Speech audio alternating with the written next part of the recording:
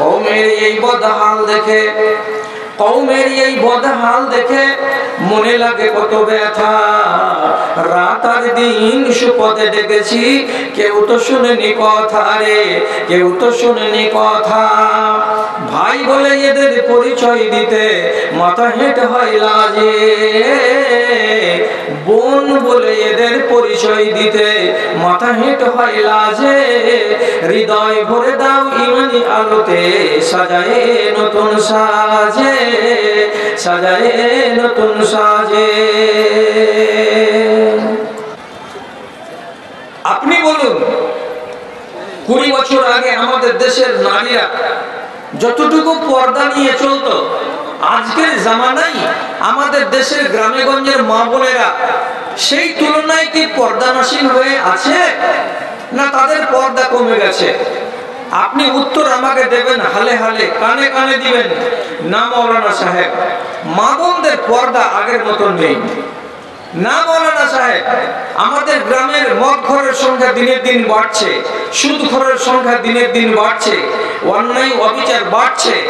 আপনি এই সাথে সাথে জবাব দেন, সবই যদি বাড়লো তাহলে আপনার মসজিদের ভেতরে নামাজির লাইন এবং নামাজির সংখ্যা 20 বছর আগে যে কোনো মসজিদে 2 লাইন 3 লাইন করে নামাজি হতো, আজকের জামানায় সুদ বাড়লো, মদ বাড়লো এবং রান্টিবাজি বাড়লো, বেহায়াই বেড়ে গেল, হারামখোরি বেড়ে গেল, তো মসজিদের লাইন বেড়েছে? মসজিদের লাইন তো বাড়েনি। তাহলে মসজিদের লাইন বাড়ছে না, বাদ বাকিগুলো বেড়ে চলে যাচ্ছে। এর মানেটা হলো এই, আল্লাহর কোরআন যে কথাটা বলেছে কথাটা ঠিক। ফামা লাহুম আনিত তাযকিরাতি মুরজিন কাআন্নাহুম হুমরুন মুস্তানফিরা ফাররাত মিন কাসওয়ারা। অবস্থাটা সেই গাধার মতো, যে গাধা জান বাঁচাবার জন্য লেজ পিঠে করে পালায়, তেমনি বর্তমান জামানার মানুষেরা ধর্মের কথা শুনে ধর্মকে ওখানে রেখে দিয়ে উল্টো পিঠে হাঁটা দেয়, শুনে সারা সারা রাত কান লাগিয়ে এবং দেখে মৌলভী সাহেবের দিকে, কিন্তু কথাগুলো তাদের মগজে ঠাঁই পায় না, মগজ থেকে খুব তাড়াতাড়ি বের করে দেয়। এখন পরিস্থিতিটা কি দাঁড়িয়েছে জানেন? আমি নয়, শুধু আপনাকেও বলছি, আপনি এমন কোন জায়গা চলে যান যেই জায়গাটাতে আপনি জীবনে কোনোদিন যাননি, এমন একটা জায়গা, এমন একটা গ্রামে যান, ত্রিমোহনীতে দেখবেন দোকান লেগে আছে, আর আপনি জানেন যে এই এলাকাটা মুসলমানদের এলাকা। আপনি ওই চায়ের দোকানে সকাল 8টার সময় চা খাওয়ার জন্য যাবেন, তো মুসলমান হিসাবে আপনি কি করবেন? কমসে কম ওইখানে গিয়ে আপনাকে তো সালাম দিতে হবে, বলতে তো হবে আসসালামু আলাইকুম।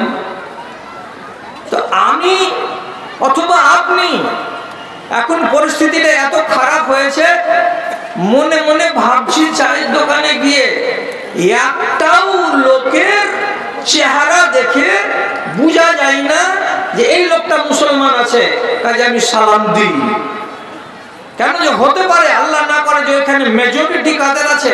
গায়ের মুসলিমদের আছে। তো আমি কি জন্য গায়ের মুসলিমকে সালাম দিতে যাব? জমানাটা তো খুব খারাপ।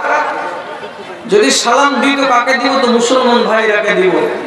সাহস করে সালাম দিতে পারি না, কেন যে ওই দোকানটাতে যত লোক বসে আছে সন্দেহ তৈরি হচ্ছে যে এগুলো মুসলমান না মুসলমান নয়। আপনি বলবেন কেন? রাসূলুল্লাহ বলছেন, আল মুসলিমু কাশ-শামাশিমাতে, মুসলমান হলো তিলের জাত। তিল কাকে বলে? আপনার চেহারায় কোনো জায়গায় দেখবেন একটা কালো মুহাসা, একটা কালো দাগ লেগে আছে, এটাকে কি বলা হয়? তো তিল বলা হয়। তো মানুষের চেহারায়, মানুষের কপালে, মানুষের গালে, ডানে কিংবা বামে কোনো জায়গাতে যদি তিল থাকে, তো তিলটার উপরে সবারই নজর পড়ে। তিলটাকে লুকানো যায় না, তিলটাতে মানুষের সৌন্দর্যকে বাড়ায়। যদি গালের উপরে তিল থাকে তো দেখতে ভালো লাগে, যদি ঠোঁটের আশেপাশে তিল থাকে তো দেখতে ভালো লাগে, যদি কপালের কোনো দিকে একটা কালো তিল থাকে তো দেখতে ভালো লাগে। তো তিলকে যেমন লুকানো যায় না, তেমনি নবীজি বলছেন মুসলমান যেখানেই থাক না কেন, মুসলমানের ইসলামকে কোনোদিন লুকানো যাবে না, লুকানো যাবে না। আপনার কাছে তিল আছে, ওই তিল, এই তিলের মানে কি? রাসূলুল্লাহ বলছেন ওর কাছে আমার সুন্নাত আছে। কেমন সুন্নাত? কেমন সুন্নাত? একটা মুসলমান যদি সাবালক হয়ে যায়, তার চেহারাতে সুন্দর দাড়ি বেরিয়ে আসবে, ছোট ছোট দাড়িগুলো অল্প অল্প বেরিয়ে এসেছে গালে, চিবুকের উপরে। সেই দাড়িগুলো যদি একটা জোয়ানের গালে থাকে, চিবুকের উপরে থাকে, একটা বয়স্ক মানুষের গালটাকে যদি পরিষ্কার করে ছিলা না থাকে, আর তার মুখে তার গালে যদি দাড়ি থাকে, তাহলে পরে জানতে হবে এই মানুষটা হলো মুসলমান। আর আপনার গায়ে, আপনার চেহারায় যখন আমি তিল দেখতে পাবো, তখন আমি মনে মনে বলবো এটা আমার জাদু ভাই, এটা মুসলমান। তখন আপনাকে সালাম দিতে আমাকে দ্বিধা লাগবে না, আমি মনের খুশিতে গিয়ে বলবো আসসালামু আলাইকুম ওয়া রাহমাতুল্লাহ।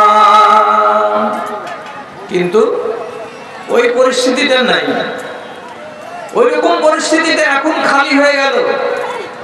আগে এক জমানায় আমাদের দেশের মা বোনেরা এক বাড়ি থেকে আরেক বাড়ি যেতে গেলে বিশাল বড় একটা চাদর গায়ে চাপে নিয়ে যেত। তখন দেশে বোরকা আসেনি। সে চাদর ছাড়া কোনো নারী মায়ের বাড়ি যেত না, কোনো নারী বেটির বাড়ি যেত না, কোনো রিশতেদারের বাড়ি যেত না, আগের মেয়েরা। এবং রাস্তাঘাটে চলতে গিয়ে ওদের চেহারা, ওদের মুখমণ্ডল দেখতে পাওয়া যেত না। আজকের দিনে আপনি দেখেন তো, ইল্লা মাশাআল্লাহ গ্রামে দেখবেন যে মহিলা মাদ্রাসাতে লেখাপড়া করছে, হয়তো তারা কালো বোরকা পরছে, তাদেরকে বাদ দিয়ে বয়স্ক যারা মহিলা, যারা 2টা 4টা 5টা ছেলের মা, তারা এখন মায়ের বাড়ি যাক, ভাইয়ের বাড়ি যাক, বেটির বাড়ি যাক, কুটুম বাড়ি যাক, এরা পর্দার ধার ধারে না। এরা নিজেদের মুখটাকে খুলেই রাখছে, আর নিজেদের চেহারাকে খুলে রেখে ও মুসলিমদের মতো করে ডন্ড কেয়ার মনোভাব নিয়ে বাসে বসছে, ট্রেনে বসছে, এবং যেখানে সেখানে গল্পও করছে। তাদের মনে হচ্ছে দেখে যে এরা মুসলমানদের নারী নয়, এরা মুসলমান বাড়ির পরিবারের বউ বেটি নয়। তাহলে জমানাটা কত বদল হয়েছে। এই লোকগুলোকে যখন দেখছি, তখন আমি কি করে বলবো এগুলো আমার জাত ভাই? কওমের এই বদহাল দেখে, কওমের এই বদহাল দেখে মনে লাগে কত ব্যথা। রাত আর দিন সুপথে ডেকেছি, কেউ তো শুনেনি কথা রে, কেউ তো শুনেনি কথা। ভাই বলে এদের পরিচয় দিতে মাথা হেঁট হয় লাজে, বোন বলে এদের পরিচয় দিতে মাথা হেঁট হয় লাজে। হৃদয় ভরে দাও ইমানি আলোতে, সাজায়ে নতুন সাজে, সাজায়ে নতুন সাজে। এক কথায় আমাদের দেশের মুসলমানদের ঈমান নিচুমুখী। পারদ যেমন নিচে নামে আস্তে আস্তে, তেমনি আমাদের ঈমান নিচু দিকে নেমে নেমে নেমে নেমে ক্ষয়ের দিকে চলে যাচ্ছে। নাই, শূন্যর দিকে চলে যাচ্ছে আমাদের ঈমান। মানতে কষ্ট হয়? যদি মানতে কষ্ট লাগে তাহলে ভালো করে শুনুন। দুনিয়া থেকে এমন কয়েকটা লোক চলে গেছে, মরে গেছে, আর এমন একটা জিন বেঁচে আছে। একটা জিনের কথা বলছি, আর কয়েকটা মানুষের কথা বলছি। আপনারা একটু শিখেন আল্লাহর ওয়াস্তে। আপনারা তো সবাই জানেন আবু লাহাবের মতো লোকটা কি ভালো মানুষ ছিল? পাকা মারদুদ, শয়তানের হাড্ডি। এই আবু লাহাবের মতো লোকেরও আমার আঙুলের দিকে দেখেন, এই দেখেন, এই এক পর যে আমি দেখাচ্ছি, এই এতটুকু ঈমান তার ছিল, এতটুকু ঈমান ছিল তার। নাম শুনেন আমার মুখ থেকে, ফেরাউন নাম শুনেছেন তো? যে ফেরাউনকে আল্লাহ তাআলা নীল নদীতে ডুবিয়ে মেরেছিলেন, আর যে ফেরাউনের লাশকে পোকাতে যেন না খায়, মাটিতে যেন না খায়, আল্লাহ তাআলা পোকার উপরে, মাটির উপরে, পানির উপরে ফেরাউনের লাশকে খাওয়া হারাম করে দিয়েছিলেন। সেই ফেরাউন আজও মিশরের মিউজিয়াম ঘরে আমচুর হয়ে শুকিয়ে কাঁচের বাক্সের ভেতরে পড়ে আছে। সেই ফেরাউন এটা একটা মানুষ, আমি তার কথা বলছি আপনাকে। তারপরে আর একটার কথা বলছি, দাজ্জাল তো নাম শুনেছেন? প্রত্যেক নমাজে তাশাহুদে বসে আপনি প্রতিদিন দোয়া করেন, কি বলে? অনাউযু বিকা মিন ফিতনাতিল মাসিহিদ দাজ্জাল। যেই দাজ্জালের হাত থেকে আপনি পানাহ চাইছেন আল্লাহ রাব্বুল আলামিনের কাছে, সেই দাজ্জালের কথা বলছি। এটা একটা আকৃতিতে মানুষ, আর একটা জিনের কথা বলছি। সেই জিনটার নাম হলো ইবলিস, যাকে আমরা অন্য ভাষাতে বলি শয়তান।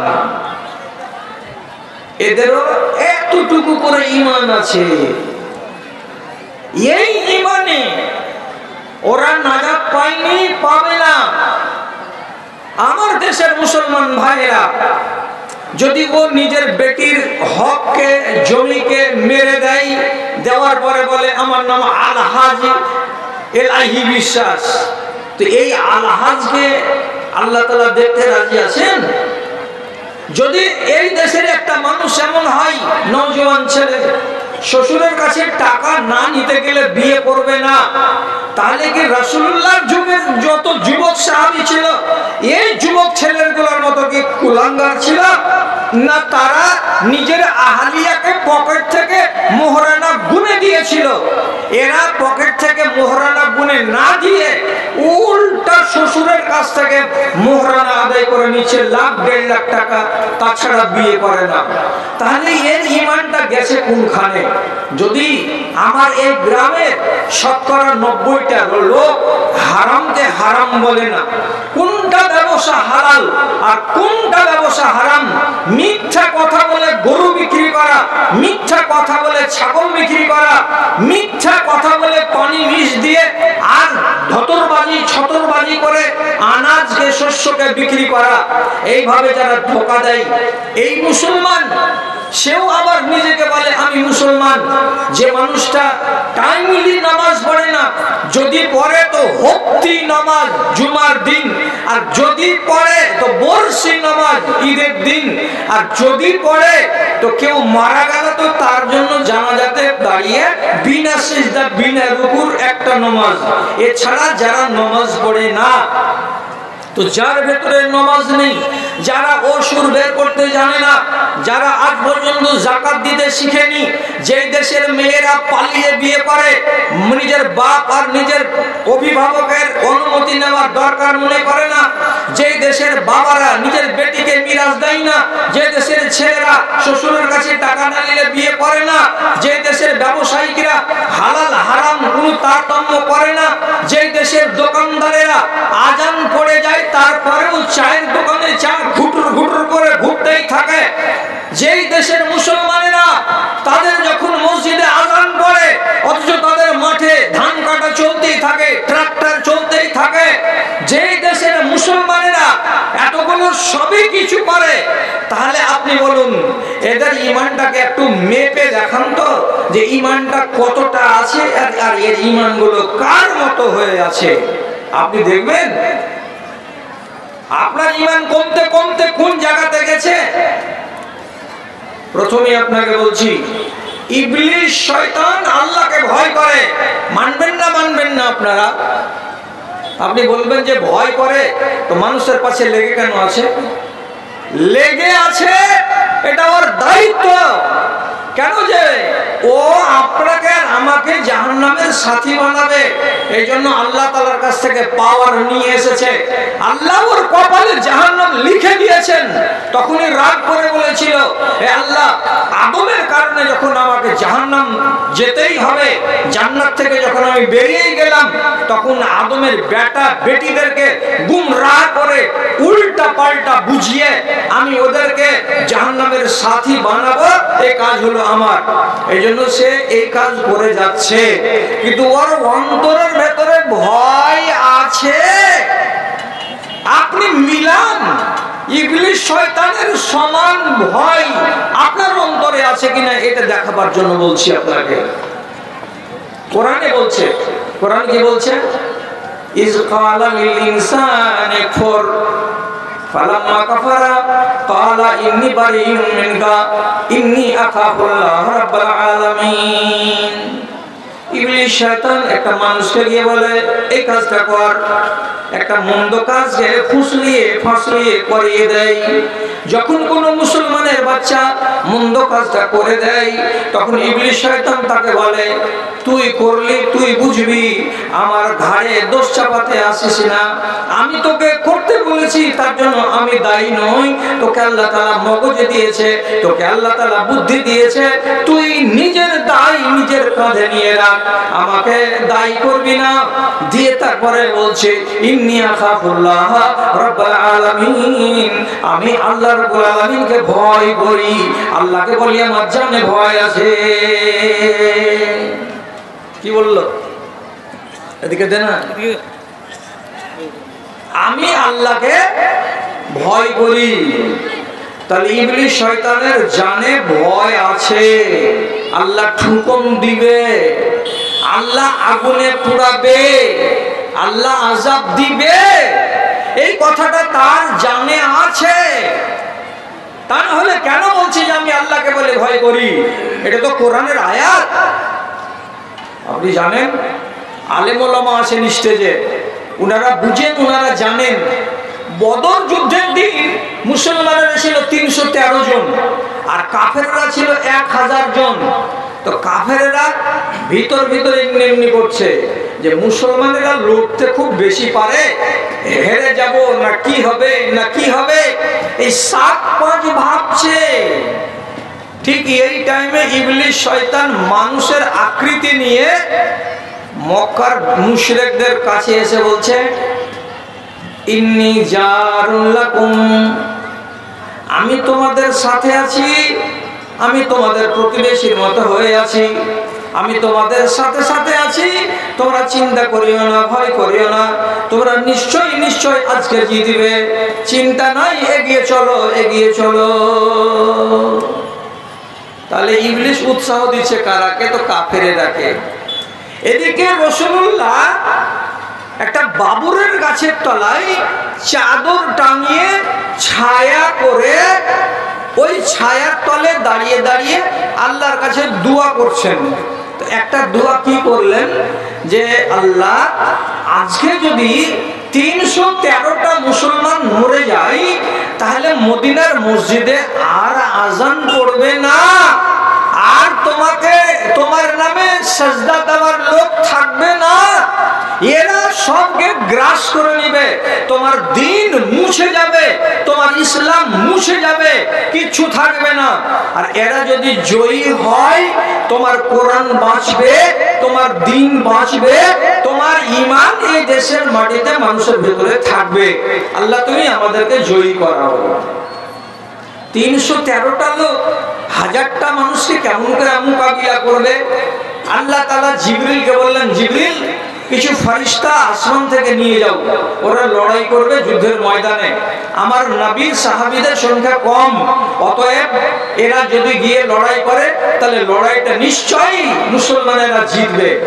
এবার আসমান থেকে ফেরেশতা নাজিল হতে লাগলো, সাদা সাদা কাপড় পরে, মনে হচ্ছে মানুষ প্যারাশুট ধরে হেলিকপ্টার থেকে নিচে নেমে চলে আসছে। কেউ দেখতে পাই না, কেউ দেখতে পাই না, কিন্তু দেখতে পাচ্ছে কে? দেখতে পাচ্ছে ইবলিস শয়তান। কেন যে ইবলিস শয়তান আল্লাহর ফেরেশতাদের সাথে অনেক দিন কাটিয়েছে আকাশের উপরে, ও জিবরিলকে চিনে এবং ফেরেশতাদের আকার আকৃতিকে চেনে, এবং আল্লাহ রাব্বুল আলামিন জিনকে পাওয়ার দিয়েছেন এটাই, ওরা আমাদেরকে দেখতে পাবে কিন্তু আমরা ওদেরকে দেখতে পাবো না। জিনকে শয়তানকে আল্লাহ তাআলা পাওয়ার দিয়েছেন, আপনার রগের ভিতরে, আপনার রক্তের ভিতরে চলাচল করতে পারবে, কিন্তু আমরা ওদের রগের ভেতরে, রক্তের ভেতরে ঢুকতে পারবো না। ওরা আমাদেরকে আক্রমণ করতে পারবে, কিন্তু আমরা ওদেরকে আক্রমণ করতে পারবো না। জিন শয়তানকে নানা রকমের জানোয়ারের রূপ ধারণ করার ক্ষমতা আল্লাহ তাআলা দিয়েছেন। তারা কখনো সাপ হয়ে যাবে, কখনো ঘোড়া হয়ে যাবে, কখনো বিচ্ছু হয়ে যাবে, কখনো আজব আজব জানোয়ার হয়ে যেতে পারে আপনাকে ভয় দেখাবার জন্য, কিন্তু আমরা এগুলো কোনোটাই হতে পারি না। ইবলিস যখন দেখেছে বদরের মাঠে ফারিস্তা নামছে আসমান থেকে, তখন দক্ষিণ মাথা থেকে সুর সুর সুর সুর করে পালাতে আরম্ভ করেছে। যখন পালিয়ে চলে যাচ্ছে তখন লোকেরা বলছে, ও ভাই, এই নেতাজি, এই নেতা, ও ভাই, আরে তুমি যুদ্ধের মাঠ থেকে পালাচ্ছ কেন, পালাচ্ছ কেন? তুমি যে আমাদেরকে সাহস দিচ্ছিলে, তো তুমি যে চলে যাচ্ছ এইভাবে, এর মানে এটা কি? তখন ইবলিস কি বলছে, ইন্নী আরা মা লা তারাউনা, আমি আমার দুই চোখ দিয়ে যা দেখতে পাচ্ছি তোমরা তা দেখতে পাও না। আর তোমরা যদি দেখতে তাহলে আমাকে জিজ্ঞাসা করতে না যে আমি কেন চলে যাচ্ছি। আমি দেখতে পাচ্ছি কাকে? তো ঝাঁকে ঝাঁকে আল্লাহর ফেরেশতা নামছে বদরের মাঠে। ফারিস্তাদের সঙ্গে মোকাবিলা তোমরা করতে পারবে না, তোমরা হেরেই যাবে, তোমাদেরকে পরাজয় বরণ করতেই হবে।